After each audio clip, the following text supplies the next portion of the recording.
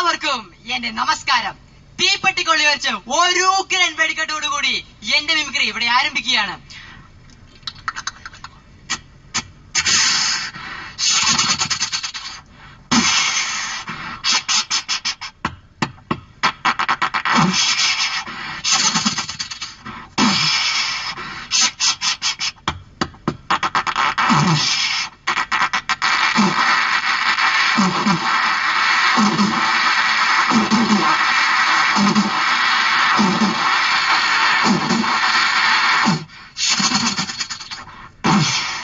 പ്രകൃതിയുടെ സംഹാര താണ്ഡവം, ഇടിവെട്ടും മഴയും.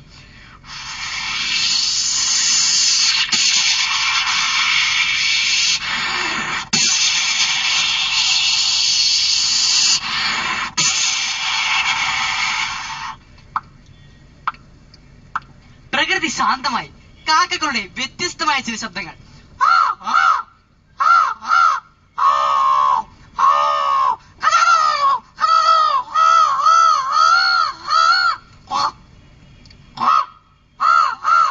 അതോടൊപ്പം തന്നെ മറ്റു ചില പക്ഷി മൃഗാദികളും.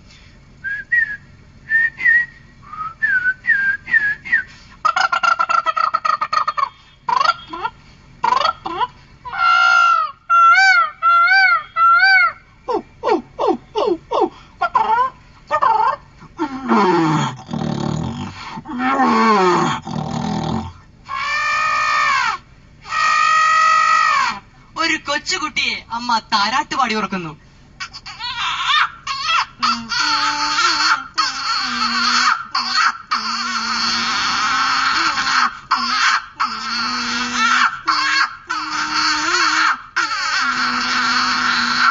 Shehnai.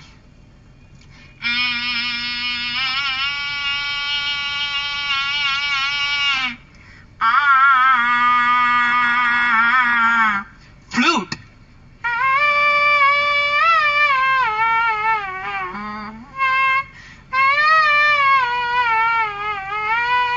Trumpet.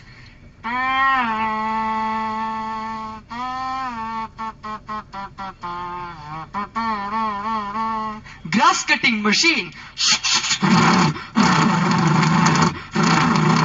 Driller. Wood cutters.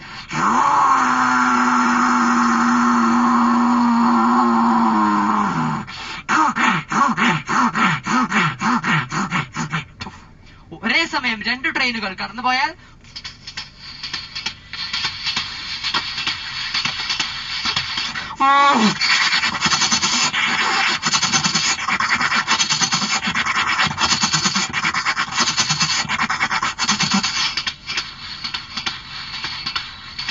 Helicopter.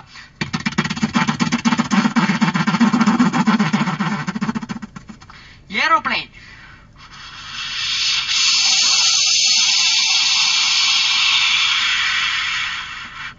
ഒരു പല്ല് ചിലച്ചാൽ തവളയെ പാമ്പ് പിടിച്ചാലോ? ഗോഡ് സോങ് കൺട്രി എന്നറിയപ്പെടുന്ന നമ്മുടെ കേരളം ഇപ്പോൾ ഡോഗ് സോങ് കൺട്രിയായി മാറിയിരിക്കുന്നു. അതിനെക്കുറിച്ച് ചിലർ ഹാസ്യരൂപേണ. പഴയകാല നടൻ ശ്രീ ഉമ്മർ. വിലാസിനി. നാട്ടിലേക്ക് നായ്ക്കളേത് കാരണം പുറത്തിറങ്ങാൻ പറ്റാത്ത അവസ്ഥയാണ്. ബിന്ദു പണിക്കർ. ഏട്ടാ അശോക, പണ്ട് സ്കൂളിൽ പഠിക്കുമ്പോ ഓട്ടത്തിൽ എനിക്കായിരുന്നു ഫേസ്റ്റ്. അതെങ്ങനെയാ ഈ നായ്ക്കളെ നടക്കാൻ സമ്മതിച്ചിട്ട് വേണ്ടേ?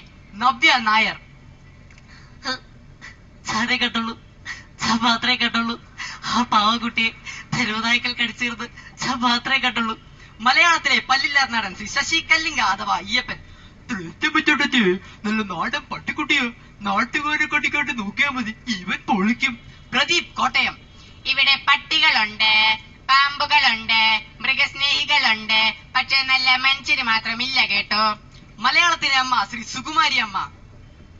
പൊന്നെ പോലെ വളർത്തിയിട്ട് അവസാനം ഞെട്ടിച്ചു പോയില്ലേ അവള്. നരേന്ദ്ര പ്രസാദ്. 16 കൊല്ലം മുമ്പ് ഞാൻ ഈ പഞ്ചായത്ത് ഭരിക്കുമ്പോൾ ഈ അപ്പനോട് പ്രതിജ്ഞയെടുത്തിരുന്നു, ഇവിടെ ഒരു നായശല്യം ഉണ്ടാകില്ല എന്ന്. Now listen to the rhythm of Chennai.